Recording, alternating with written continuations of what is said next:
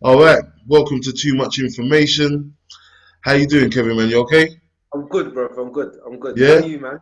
I'm Yeah. good, thank you, man. Thank you so much for doing this, man. I really appreciate it. No, thank you, family. We got to keep the love, you know. We got to support each other. We got Straight, to, yeah, man. Iron sharpens iron, bro. all So of that, that's what all of this is that. all about, man. You know. So No, no doubt, really, man.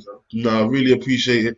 I really wanted to get you on just for really just also obviously the professional side, your work and the businesses that you're involved with and that you're connected with, but also just for the kind of person you are and the opportunities that you provided me over the years and the platforms that you built, and also just as a man and as a father and somebody who has actually trod this road for a period of time and in certain circles and Yeah, all of these things.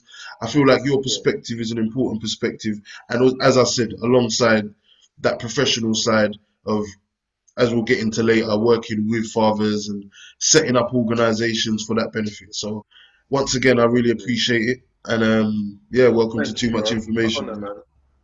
Yeah, Yeah. appreciate Glad that. to be here. Glad.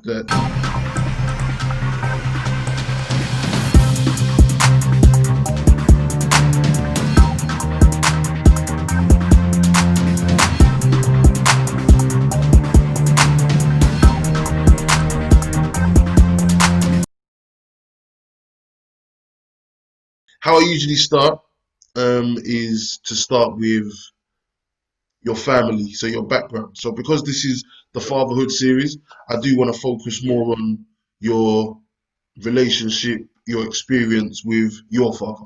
So yeah, um, as early as you feel like starting, as far back yeah, as you feel like, or you can remember, or as you feel like you want to yeah. touch back on, what was your experience like with a father, with your Wow, father, should I? man. Um, yeah. You know, it's funny when people ask me that, I have to take a little pause for breath Yeah, because it's one of them ones where my dad. It's funny because my relationship with my father isn't often the typical narrative that is often projected on our people, that's i.e., good. dads aren't often about, or they're absent, or there's Hmm. some mad relationship with them. Right, Although I think that happens across all ethnic backgrounds, all of groups course. anyway. But for me, my relationship with my dad, I mean, I'm an only child. So, Right. as far as I know, anyway, I'm an only child. But me and my pops has always had, like, I'm from a typical kind of Caribbean background. So, my parents, both my mum and dad, originate from Barbados. Yeah. Okay. So, um, although they're both from Barbados, they met here. Yeah. Right. Then obviously, shortly afterwards, I came onto the scene. So the rest is Hmm. history. But my relationship with my dad was always one of um, not necessarily discipline, but my dad was a guy who he wasn't one to raise his hand to me or to physically chastise me. That was all my mum that did that. But Okay. my dad always, his presence was felt. Okay. So my dad was always consistent in my life. He was always out there. He didn't necessarily do all the sit down and play stuff, all of that, like Okay. normal. I shouldn't even say normal, but what other families might be used to, you know. Right. My dad did that when I was much younger, but I think when I got to a certain age, I Hmm. think that kind of play, rough and tumble stuff kind of stopped, you know. Okay. Okay. And I think my dad's presence was definitely felt in the sense that he was always someone that I saw working. He was always a man that was fit and healthy. He was always Hmm. up, going into work, providing for the family, Right. cooking, putting food on the table. That's what I know of my dad. That was always a consistent theme with him. He didn't get into the emotional stuff too tough. Like, Okay. so then ones there where you're crying or you're upset or you're spraying your hand or you fall over and you hurt Yeah. yourself. So get up Um, and brush Get yourself up, off and brush let's that keep off. moving. Yeah, brush that off, brush that off. Okay. But also, he wasn't one to really share emotion. Do you understand? Okay. um, in that regard. So my relationship was always kind of cool. We were all right. I think we coexisted. I mean, my Mm. dad obviously is still alive to this day, and Yeah. me and my dad's we're still cool. He checks for me, he comes, checks in on me regularly. I Hmm. do the same for him. But Yeah. early recollection, it was one of them. Yeah, it was the emotional side that I think was pretty absent with my So at the pops. You time, know? when you was young, and was that something that you noticed? Was that something that you, I don't know if yearn is a too dramatic a word, but is that something that you were that you at the time you wanted and felt like you weren't, it was you were missing something at the time? I think, yeah, I think at the time there was definitely a connection with the fact that something was absent. Okay. It's something that weren't quite there. You understand that Hmm. I was looking for him, but I wasn't really getting. You Right. get me? But Right. obviously, them young ages, you're not really able to articulate Of your course. thoughts and understand what's going on. Yeah. But looking back on it now, it's interesting because I was chatting to a couple of friends about this the other day, Okay. and I was saying to them how I always was wanting to seek my dad's approval. I always wanted to please my dad. I always felt like at times I wasn't good enough, you know, and not in the sense that my pups, not that he really put any pressure on me, but I think, you know, as a child growing up, you want to get your approval, innit? Mm. Mummy's always gonna love their children. They're always gonna love their boys. But Yeah. I think with dad, there was always this sense of wanting to make sure that I was on the right track or that he approved of what I was doing. Do you understand? Hmm. So I feel for me that what I feel that I was yearning was that desire to connect emotionally. I think, you know, these Hmm. nuances of figuring out what does it mean to be a man, looking at Yeah. masculinity, navigating these things. I think that was absent from the conversation. I didn't feel like I was able to really engage in the rules of engagement, so to speak, in Hmm. terms of navigating the world as a man and as a black man at that, you know? So it was so more you learned these things really just from, or these things were internalized by you not through having conversation, but through watching Yeah, and yeah, yeah, almost kind of, I don't want to say imitating, but almost imitating or yeah, incorporating those things into your personality through a child's lens of yeah, yeah, understanding. And maybe if there was some level of conversation, possibly there could have been more of a deeper understanding yeah, yeah, of things. definitely. Yeah, that makes My sense. dad was a man of action. Sorry, bro. That's Sorry. all right. No, no, no. Yeah, Go for it. my dad was a man of action. Hmm. He led by example. So Uh-huh. you was one of them ones where if your eyes weren't attentive to what you saw and your ears weren't tuned to what you hear, you would miss it. Do you follow Right. me? So Right. my dad wasn't a man that was a talker. He more just got on with things. Do you understand? So Mm-hmm. like I said, for me, he definitely modeled like the graft and the grind. Like my Hmm. dad, I never knew that man not to work. You Yeah. understand? My dad was always up, getting up, going to travel to work. Hmm. He was always about providing. He was always about being physically fit and healthy. Although he never went on about these things, but I could see that was a part of his routine and his regimen. Very disciplined, very disciplined. Hmm. Read a lot as well. He would read. Whenever I see my dad, he was always reading. It was a book or a newspaper. Always had something in his hand. Always reading. You know, yeah, Okay. definitely. Okay. All right. So, how do you think? How do you think that relationship with your father, in the sense of um, maybe not being, what's the word? Maybe not. Maybe him just not being as forthcoming with the kind of communication that you know maybe in this day and age we're more accustomed to. Yeah, yeah, yeah. How did that affect you and your growing up? Was that something that you imitated as a child, or was that how you were as a child, or as a young adult or teen or whatever, or was that something that from an early age you've kind of been who you are now, which is a conversationalist, which is somebody who likes, do you know what I mean? Who's someone who likes to kind of debate That's things and interesting. delve deep in. So was that something that came later, or was that someone who you've kind of always been, and that kind of created maybe a bit of a distance when it comes to you two's communication, if that makes sense? That's really interesting that you say that, given what I do in my work and where I'm at, and the correlation to the absence. That's Hmm. interesting.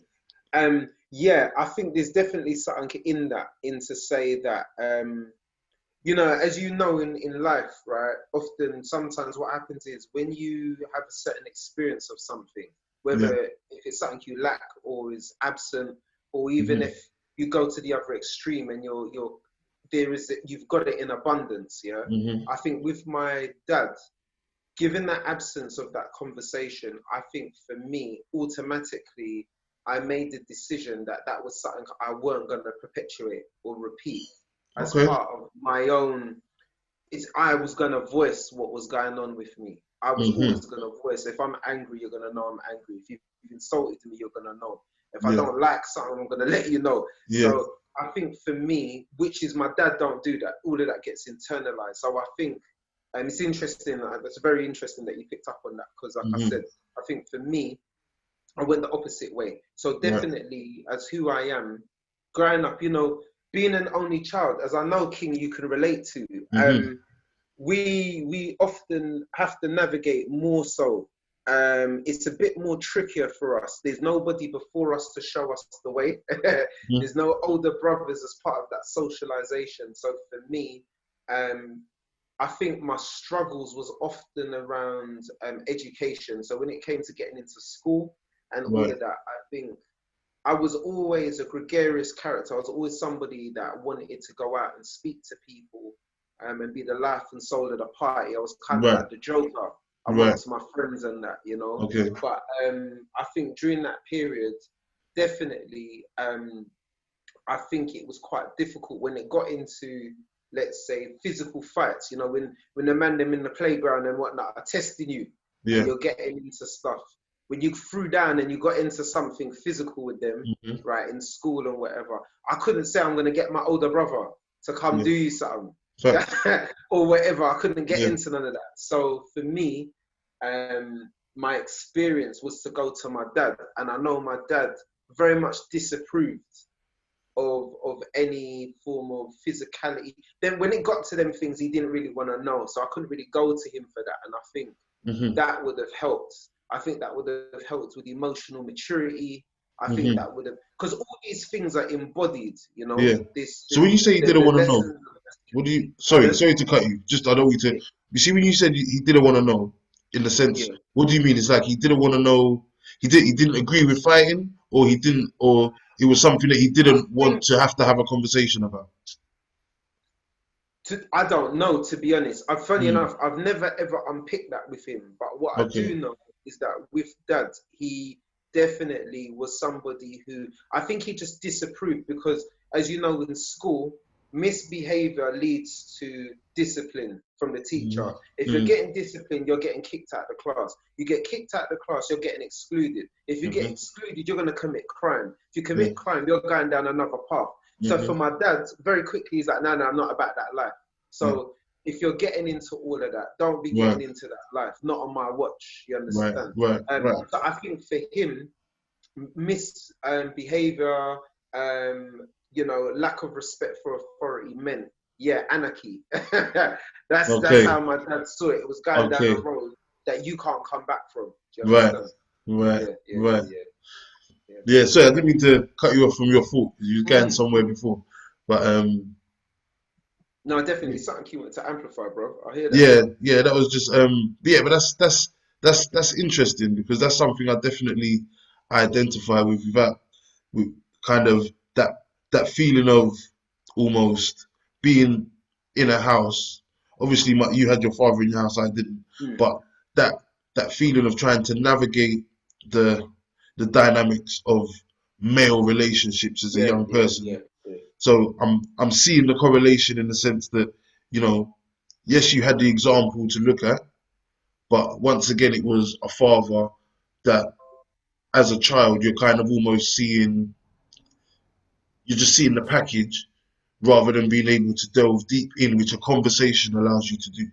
Yeah, Do you understand? So then you're trying to navigate this male world or these, like you said, the social dynamics of yeah, male interactions yeah. without a blueprint and without somebody Mm, without a sounding board almost. So mm, that is difficult, and I definitely um, identify mm. with that process. And it may be taking a bit longer when you're raised as an only child as well, and you don't Yeah, have yeah, that social training. So that's interesting. That's definitely interesting.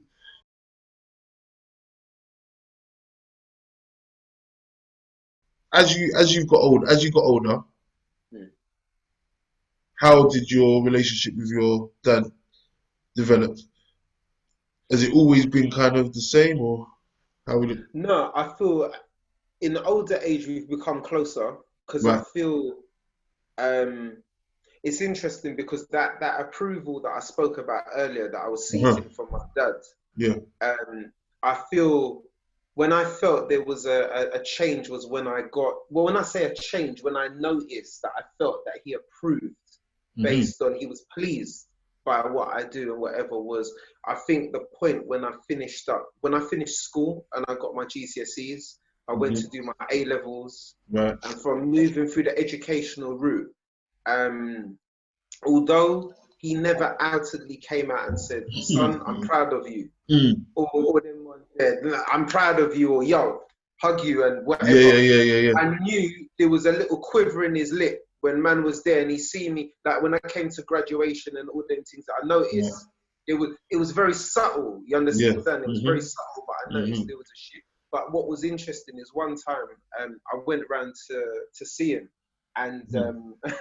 he was on the phone. Like I Right. knocked on the door, he let me in and that, but he was on the phone, and he was Mm. in mid flow with a relative of ours, my aunt, which is his sister, his older sister, and I overheard him talking about me, and he was Mhm. saying like he was basically relaying the fact that no, that my son don't get involved in no foolishness. He's up in, he's doing his thing, he's doing Yeah. education, he's studying, he's on his grind. My son's not about that life.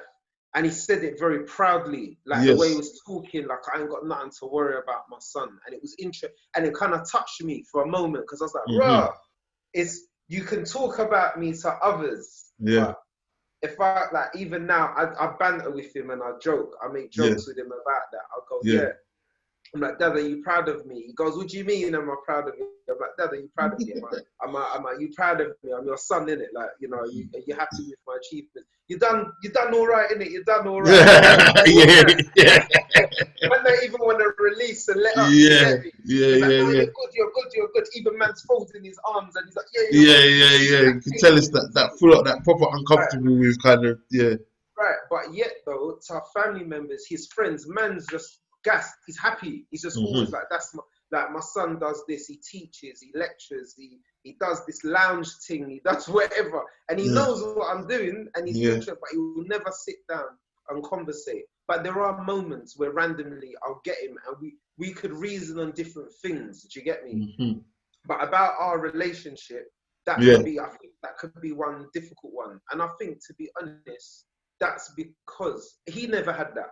I think That's that yeah. when I look at his relationship with with my grandfather, his dad, I think Hmm. that was somewhat absent, and I think that's common among Caribbean folk, West Indian folk. Hmm. I think that's a common thing, man. I, But I yeah, agree. yeah, I agree completely. I think that it is that generational thing yeah, of. yeah, I feel like our generation, like maybe the under 40s or the yeah, 40s to the 40s to 30s, let's say for yeah, example. I think that generation is the first generation that kind of is able to, I don't know, step across that communication barrier line, and able yeah, to yeah, yeah, even start to kind of think about having certain levels of conversations with their child. You know what I'm saying? So yeah, that's probably interesting that even now, as a grown up yeah. and as a you The know what I mean, big ass man. as a successful big man, you understand, and he still finds it uncomfortable to kind of Mm, say. Uh, would you say is that vulnerability? Would that make?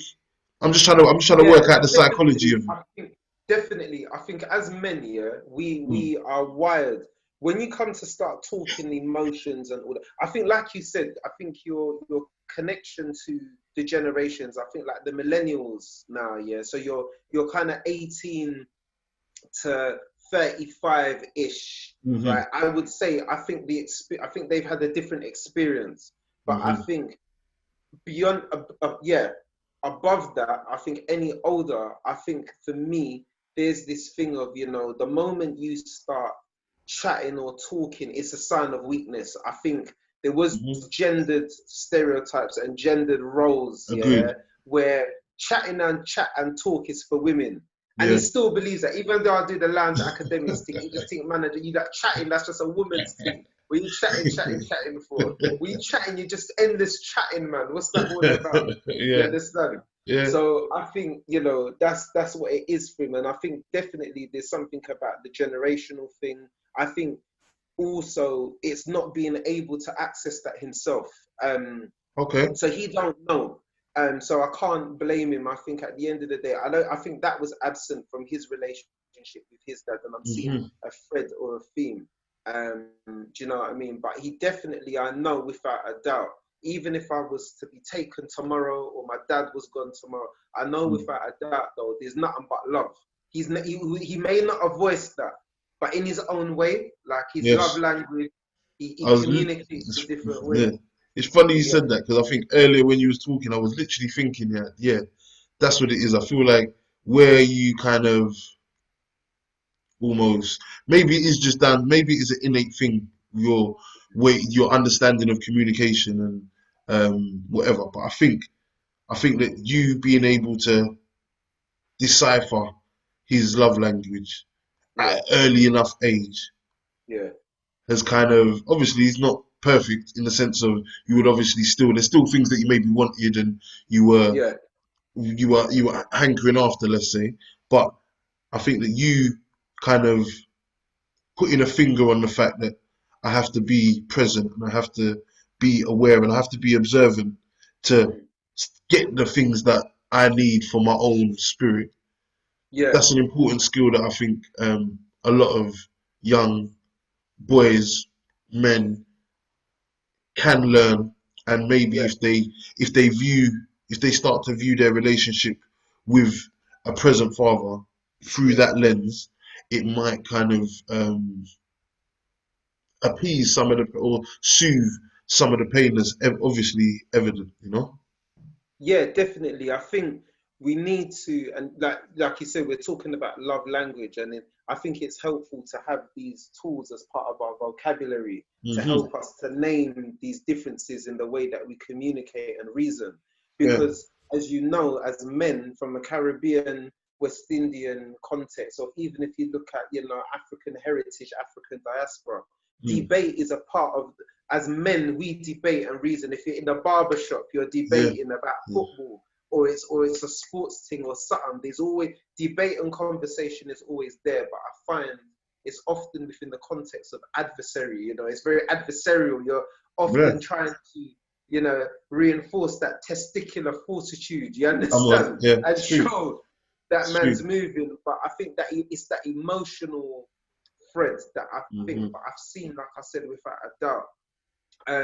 Definitely with the love languages, my dad was definitely, he's a man of, I don't know if you're familiar with all the languages himself, but he's definitely a man of service. That's what my Yes. dad is. So he's Hmm. one of them man there that if you need him, he's there. Don't Hmm. don't ask him. He's not the best guy. If you're emotional, yeah, if Yeah.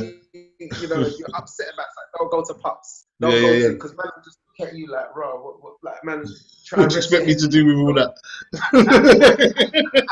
You get me? But if you're looking for um, someone who's resilient, dependable, reliable, Hmm. loyal, then definitely, like if you're asking like, Dad, yo, I need, you know what, electric's gone or something, I need something for my, that two twos, you see man will drop a score or drop something, or Yeah. he's going, what do you need? What food do you need? And if he Hmm. knows that you like something as well, he'll provide that. That's what I love about that man. Like Yeah, he yeah. picks up. It's funny, and I've replicated that myself in him. He picks up on your behavior and what you like. And if he Right. sees you like certain things, you miraculously see him repeatedly bringing that to you as a Okay. gift. Get and Mm. that's how he is. But no, man, you know, love for that, man, love for that. So we have to train ourselves. I think as men Mm. and as fathers, we need to show that there are more than one love language. There's more than one way in which we express and show our love. It ain't gonna be that cuddle up, hug up, and whatever. And Hmm. and it may be that defiant, stiff approval, but Hmm. still, I believe, man, you can find it. There's love there, man. you just got to be attentive to look for the signs. That's powerful. I think that's very true.